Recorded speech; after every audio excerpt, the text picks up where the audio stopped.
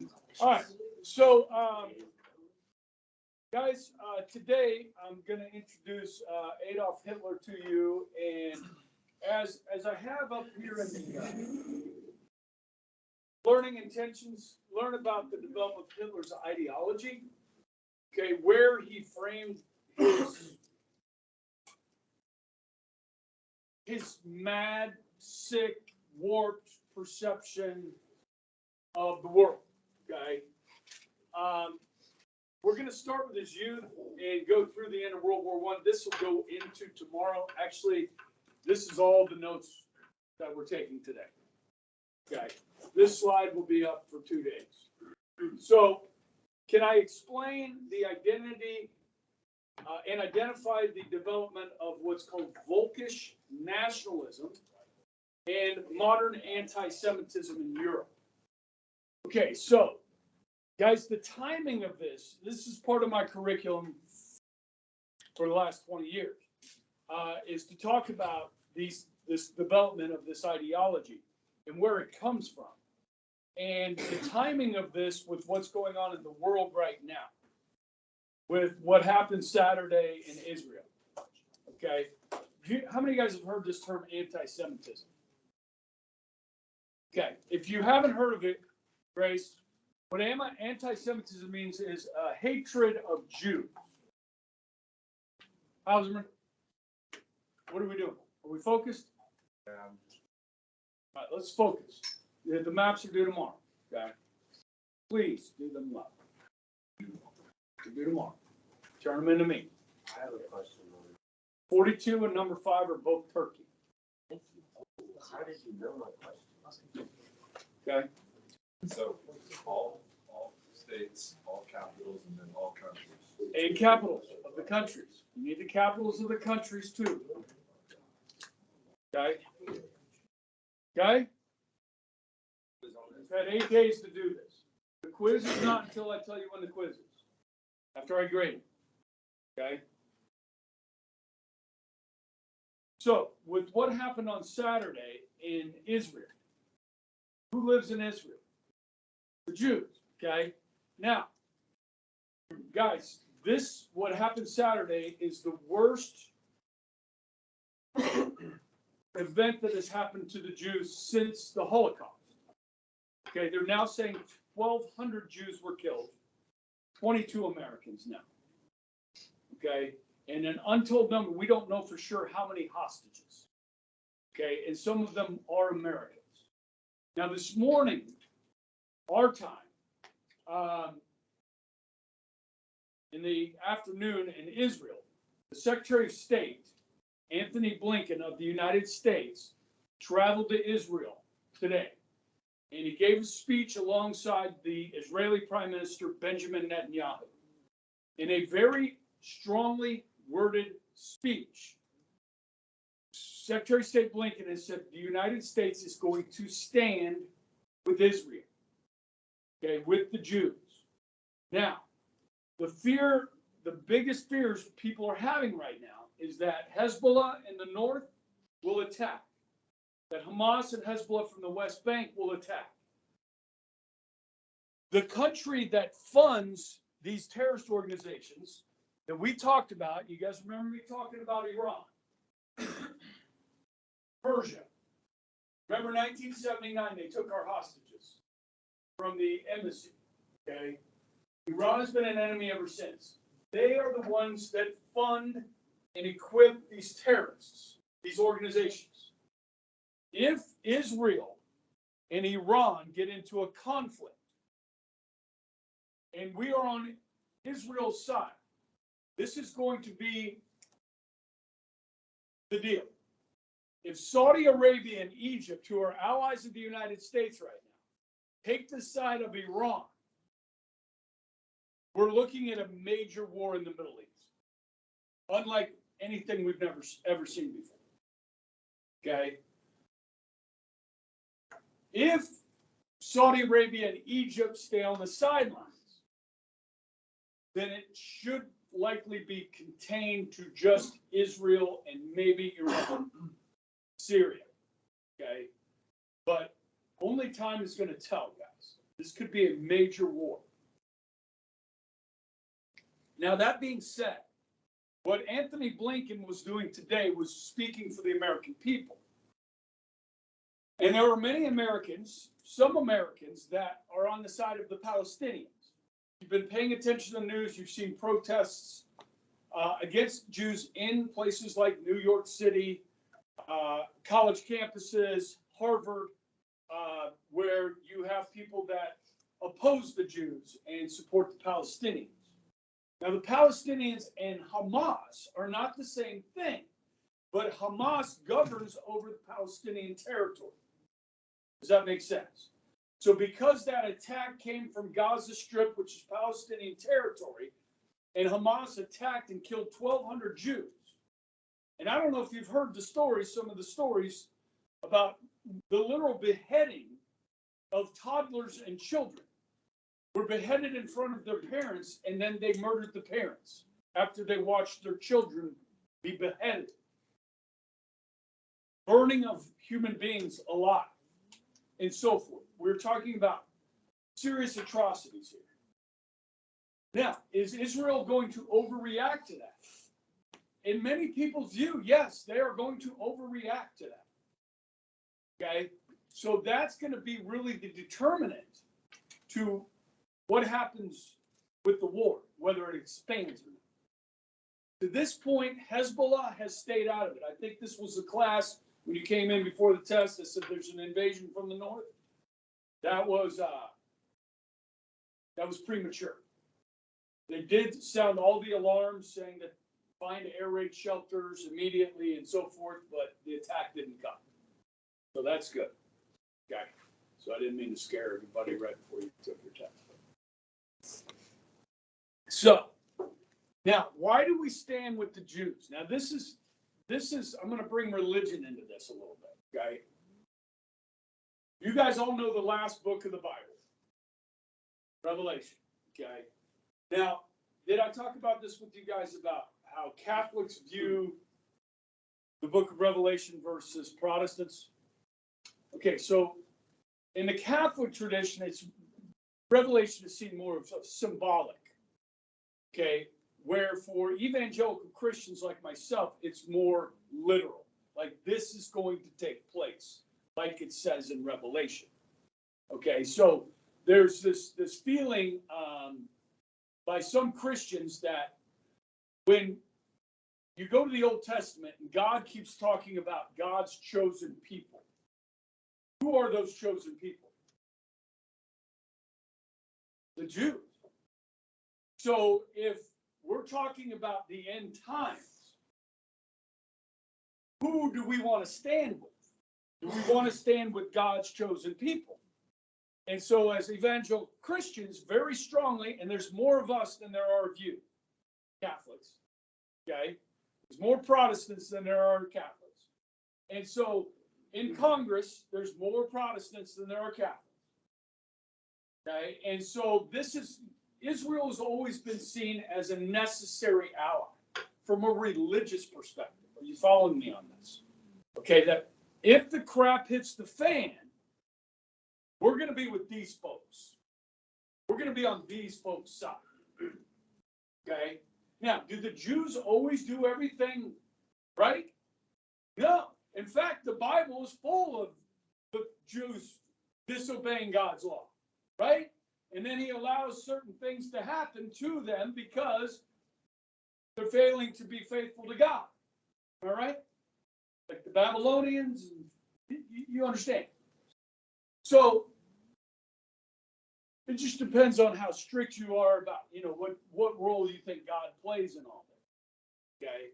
And so for evangelicals, we feel like God plays a big role in all that. And so as you guys know, Jesus was a Jew, and my wife and I have been watching The Chosen.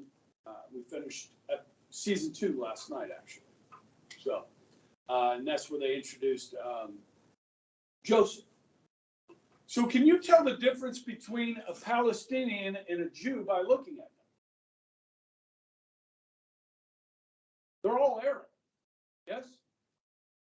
Now, can you convert to Judaism?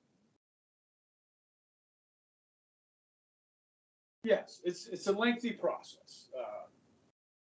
Like converting to Catholicism, there's a process here. Okay, you want to convert to Protestantism? Show up at church on Sunday. Give me 10 minutes and I got you. You're good. You're in. There's no real process other than, asking the Lord Jesus to come into your heart and to save you from yourself and your sin. That's all there is to it. And if you really mean it, then he comes into your heart. So, sorry, I didn't mean to get, but anyhow, so one of the things we're going to be talking about here with anti-Semitism is there's two types of anti-Semitism. There's traditional anti-Semitism and there's modern anti-Semitism. And that's going to play a role here as it is today. Okay?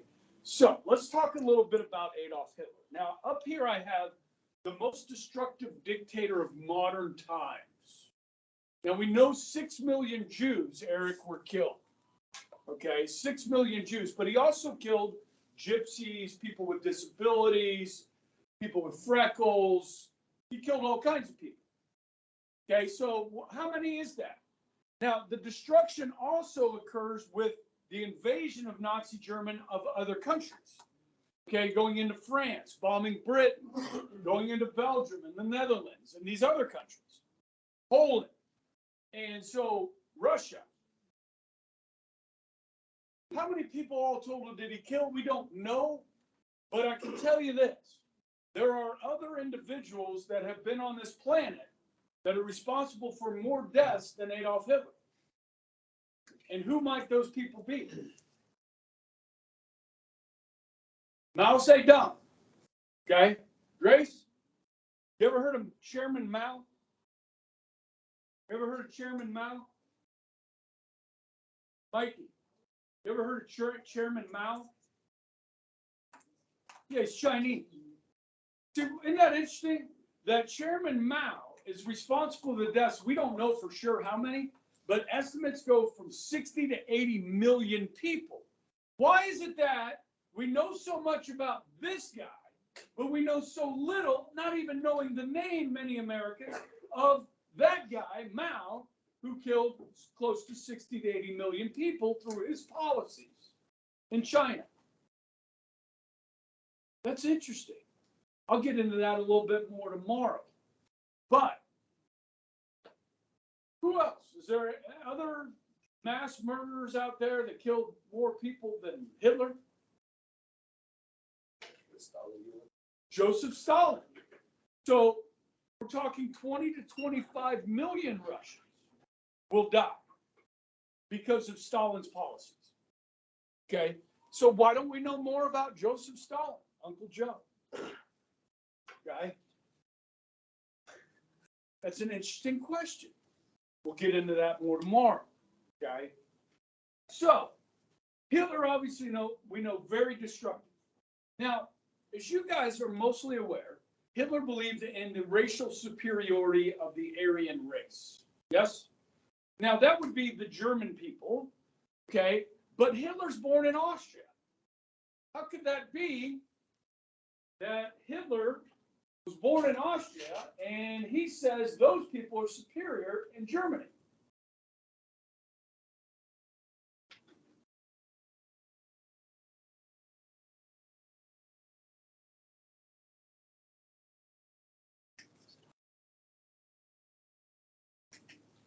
I had a map pulled up.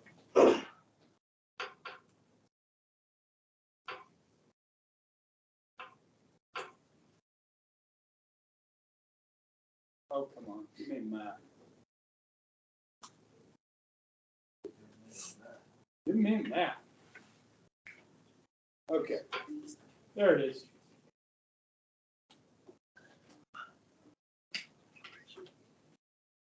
Oh, actually, that's what I did. I put it on a Word document. Okay. Because you guys are doing your maps, you know where Austria is, right? it borders Germany to the south. So this is Austria down here. Here's Germany. So let me draw a crude map up here, because I'm such a good map drawer.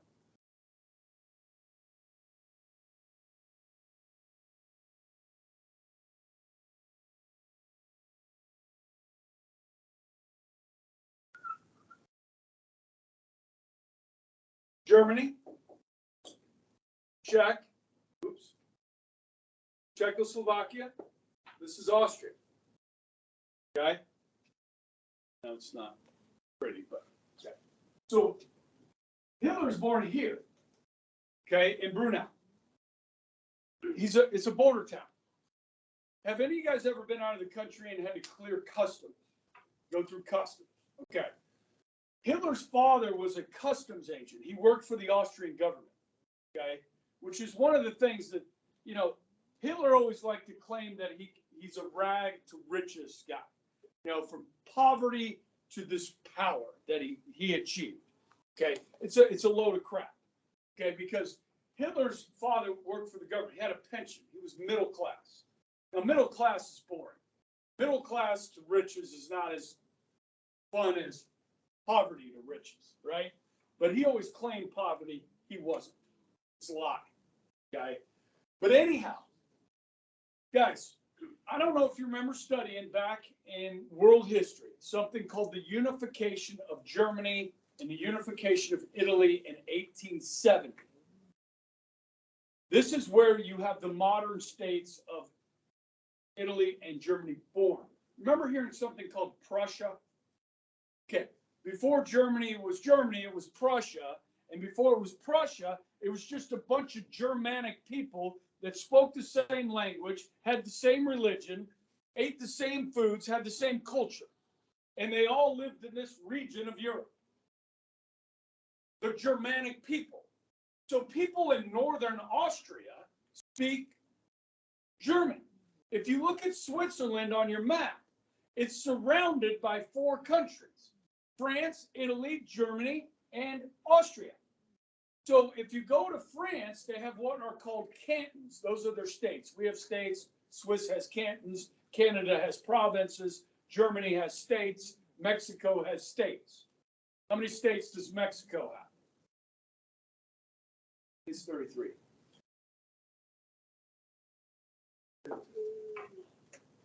You folks from Mexico, you know how many states there are in the United States. You should probably know how many states there are in Mexico, too.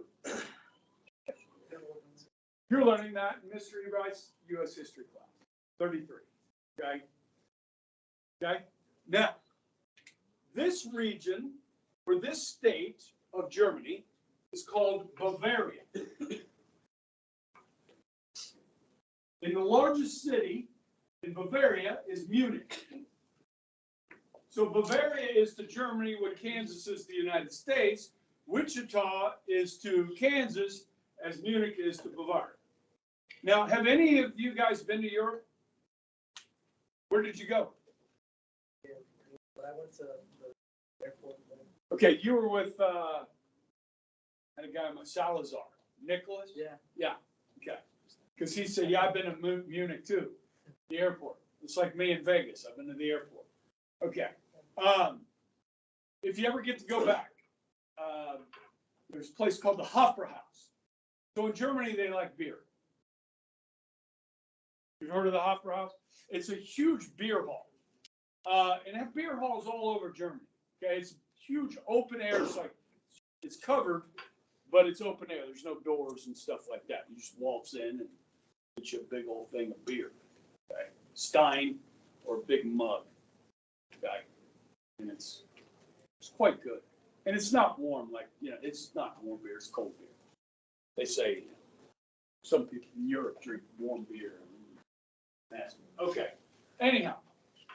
So Hitler grows up here, but most of what happens up until he takes power is going to happen here in Bavaria, okay, in the south of Germany. All right, so he speaks German. He sees himself as German, even though he's born in Austria. Does that make sense? Okay.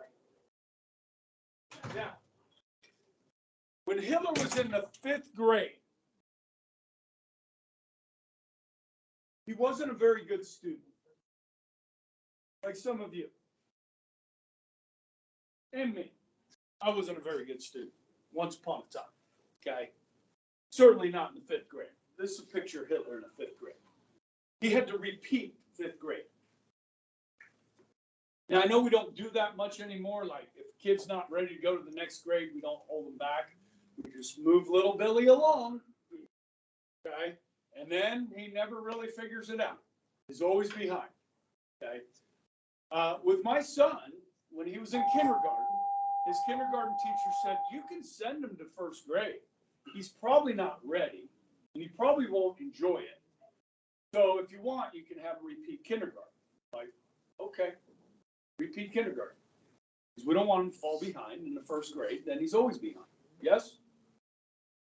We don't do that anymore. Okay? We should. You used to have 19 and 20-year-old kids in your class, in the senior class. Okay? Which is okay. I mean, if you're worried about having a kid get a good education. So he repeats the 5th grade. When he's 14, his dad passes away. Now, if we're studying why did Hitler become a homicidal maniac, is it because his dad died or that his dad was tough on him? Well, no, there's millions of people that have dads that are tough on them, okay? And there's millions of people that lose their father when they're young. They don't all turn into homicidal maniacs, okay? So throw that one out the window. Where's this ideology come from? Well, he ends up dropping out of high school after his dad dies. And he's kind of a mama's boy. Now, he's not good at school, but he is good at art. He likes to draw, like Ronnie, Mark. He's an artist. He's good at it. He's actually a pretty good artist. So when he's 17, his mom takes him to the capital of Austria, which of course is what?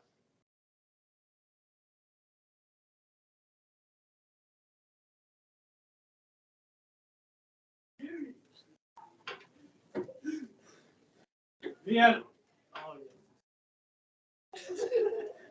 Now, guys, in 1910, Vienna is a modern city. It is cosmopolitan, okay?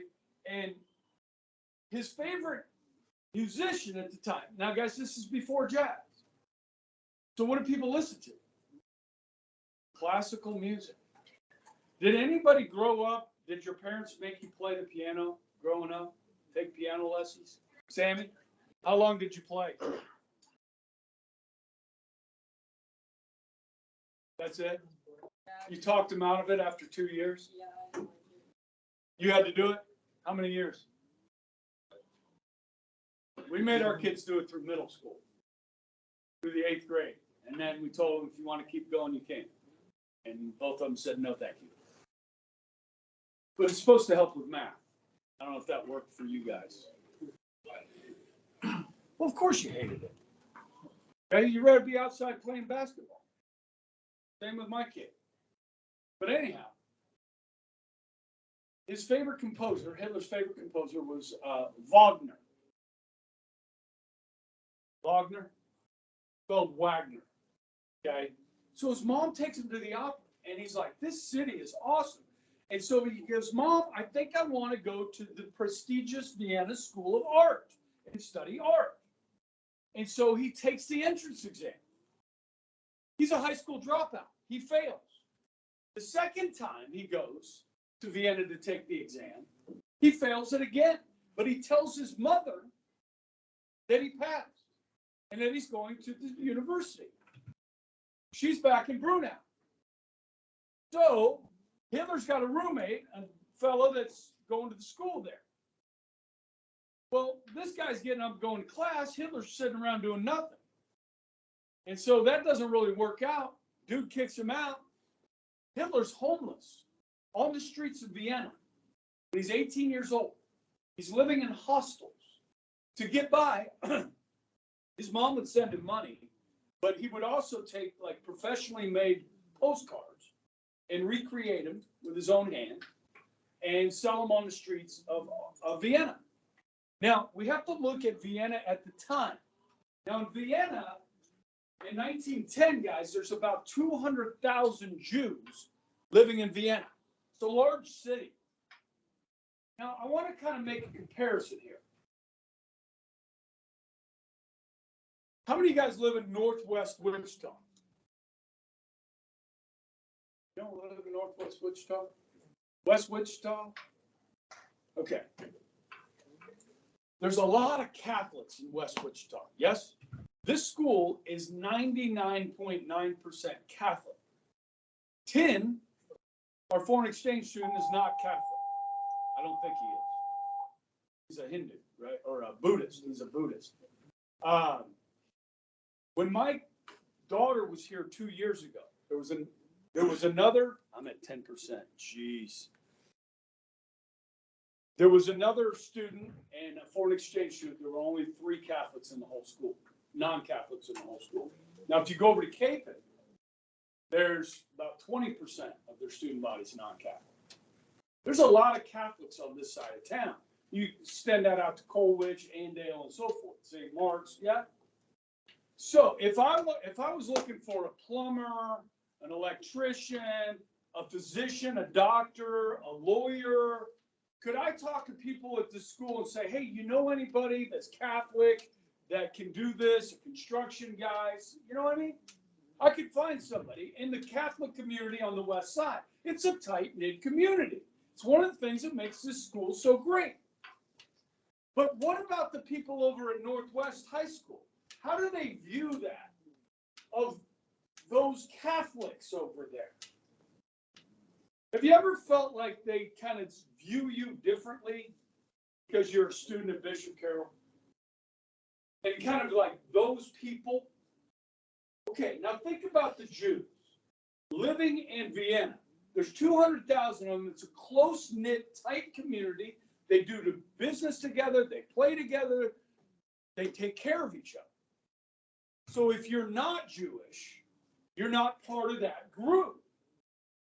Okay? And so Hitler is living on the streets. He sees all this wealth that the Jews have.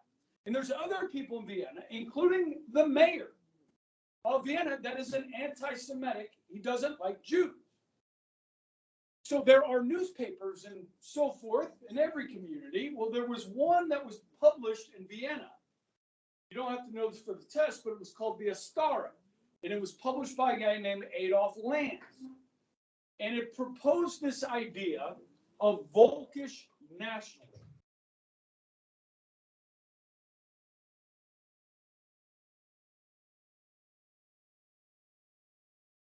Now, any of you guys take German? You took how many years? Freshman year. Freshman year? Mara? Anybody else? Okay. So you probably don't know what this means. Volkish. Okay. This is very important. Okay. Now, I can use an English word that is similar that we get from the Germans called folk. Folkish. Like folk music. Okay. Yeah. It is? Yeah. Yeah. W makes a V sound in the F sound. Okay. So folkish. I think so. Yeah. Okay. This means ethnic. Ethnic nationalism. Now, do Jews fit into this idea of ethnic German? No, they're different, right? So if I had a Jewish person sitting in this room at this school, would I be able to recognize that they were Jewish by looking at them? Not necessarily. But a lot of Germans look like Cash.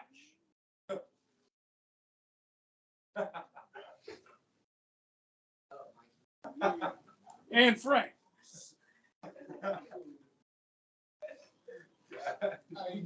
And even like Hauserman. Okay?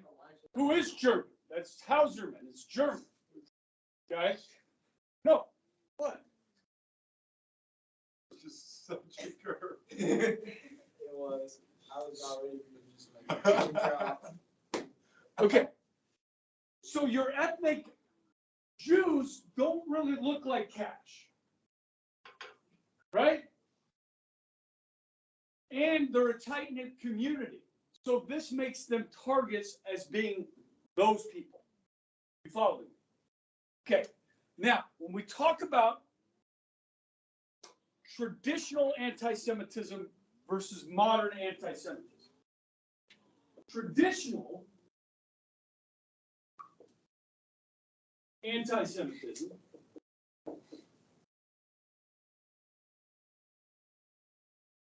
go back to the Old Testament. The Jews were enslaved where? In Egypt. Now, can you tell the difference between a Palestinian and a Jew? If you had two in a room, you might not be able to distinguish them because they're both Arab. And so are the Egyptians. I know it's in Africa, but they're also Arab. They're Middle Eastern. Egypt is part of the Middle East. Okay? So what gave the Egyptians this idea that they could enslave these other people? The Jews. Religion. Because the Jews worshipped the God of, not Abram, but Abraham. Okay? One God, a monotheistic belief, yes? The Egyptians, throughout their history, had different gods and so forth. They were polytheistic at times and monotheistic at times. You could say? Yeah, polytheistic. So these people are different because of their what? The religion. So traditional anti-Semitism is based on the Jews being a different religion. And they are hated for it by some people. So if you look at the Palestinians today who are Muslim, the Jews are not. Yes. Yes. Now, everything changes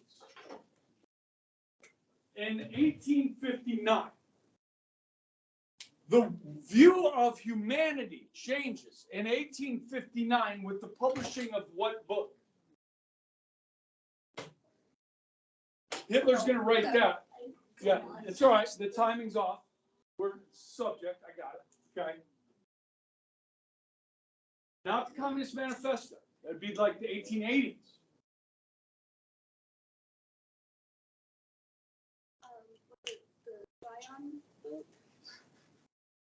I'll give you the first name of the author. Charles Darwin. What's the name of the book? The Origin of Species. 1859. Now, remember, Darwin went to the Galapagos Islands and started studying different species of bird and other animals and noticed that the traits of these animals were survival traits that were passed down. The ones that didn't have these traits died off. This is the theory of evolution, yes?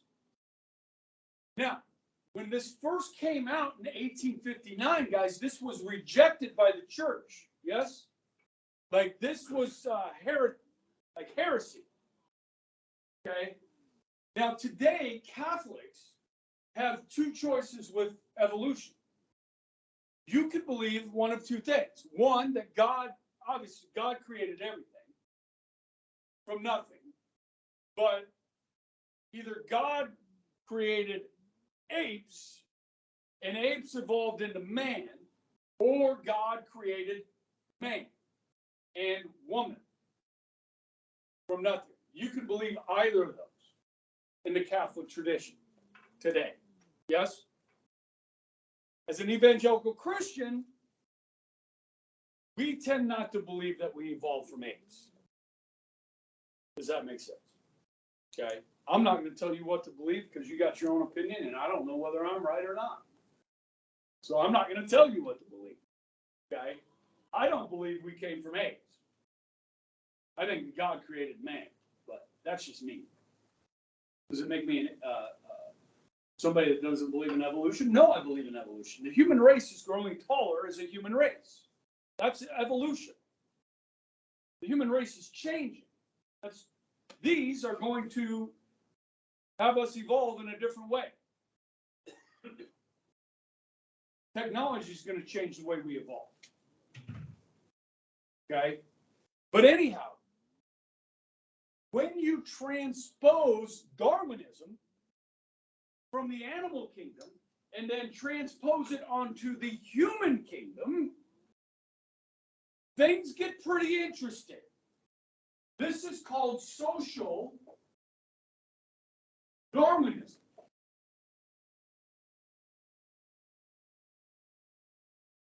You guys heard of this? Now, what begins is this idea of racial science in the 1880s. Racial science. Like, why are different races different and why? Okay, now, this can take us to some pretty dark places. Now, if you study history, right, history is all about one group of people conquering another group of people. Yes? And so the conquerors must be more fit, stronger than those being conquered, making them racially superior. So you could take the Europeans, for instance, that went out and colonized all over the world and made people, you know, submit to their power. So if you believe that to be the case, because it was a racial superiority thing, then you can use it to explain history. And this is where we start to bring in eugenics that I've already mentioned in this class once. If you did the homework, you've seen it twice. Okay? This idea of racial science. Now, this brings about what's called modern anti-Semitism. Jews are hated because they are a different, not religion, but a different what? Race. Ethnic, different ethnicity. They don't fit into the Volkish nationalism. And you guys know about nationalism of World War I that brought about. So Germany is created in its current state in 1870. People talk about the Volkish people, the superiority of the people, and the Jews don't fit. Following. Okay? So, this is where Hitler gets his ideology, is on the streets of Vienna, learning about Volkish nationalism. Racial science is a thing in the 1880s. Social Darwinism is a thing. And it's going to take him to a very dark place of hatred, okay, towards the Jewish people and other people for that matter, that are seen as weak. Okay? So,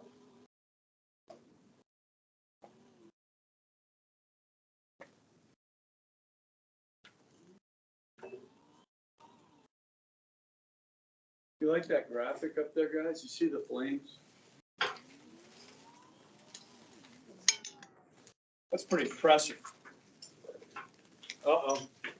I'm at 5%. Better wrap this up pretty quick. So, what are the years of World War I?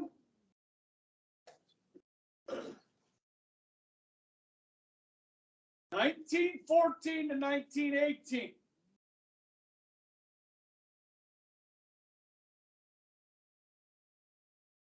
I think it was a bonus question on both of your first two tests. Or it was a question on the first test, bonus question on the second. Some of you are 0 for 2. Third time's a charm. Maybe. We'll see. So Hitler joins the German army in World War I. Okay?